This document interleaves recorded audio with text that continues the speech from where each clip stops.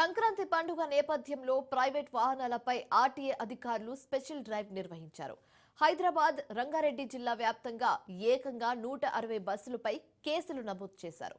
పూర్తిగా నిబంధనలను పాటించని 16 బస్సులను సీజ్ చేశారు.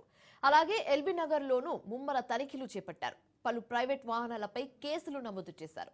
నిబంధనలను పాటించిన వారికి జరిమానా విధించారు. సంక్రాంతి నేపథ్యంలో జనం సొంతూళ్లకు బయలుదేరడంతో ట్రావెలర్స్ అధిక ఛార్జీలు వసూలు చేస్తున్నారు.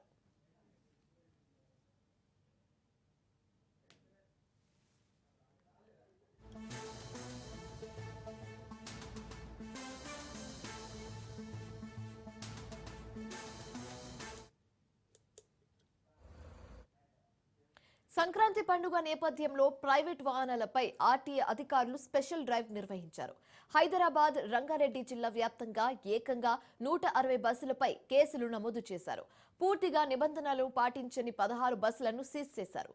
అలాగే ఎల్బీ నగర్లోనూ ముమ్మర తనిఖీలు చేపట్టారు.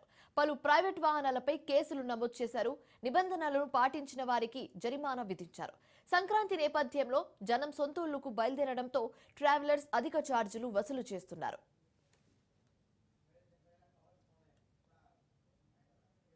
ఇదే అంశానికి సంబంధించి తాజా సమాచారం మా కరెస్పాండెంట్ పవన్ ఫోన్ ద్వారా అందిస్తారు. పవన్, చెప్పండి.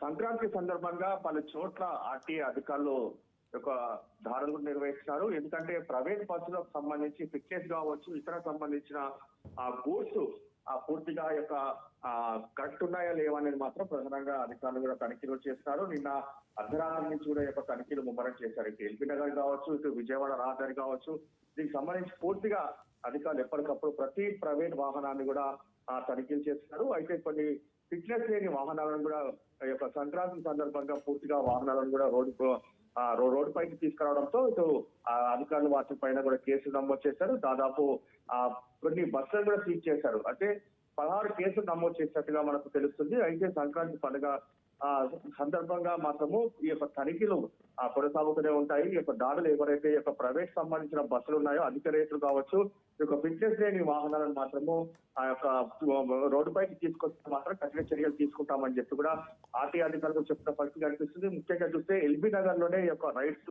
అత్యధికంగా కొనసాగుతున్నాయి. అయితే ఈ రోజు ఉదయం కూడా మళ్ళీ తిరిగి ఒక రైడ్స్ కూడా కొనసాగిస్తున్నారు. ఎందుకంటే చాలా మంది ఇప్పుడు హైదరాబాద్ లో ఆ యొక్క ఊర్లోకి వెళ్తారు కాబట్టి సంక్రాంతి పండుగ సందర్భంగా ఈ యొక్క ప్రైవేట్ బస్సుల పైన ఎక్కువ నిఘా పెట్టారు. Thank you, Pawan.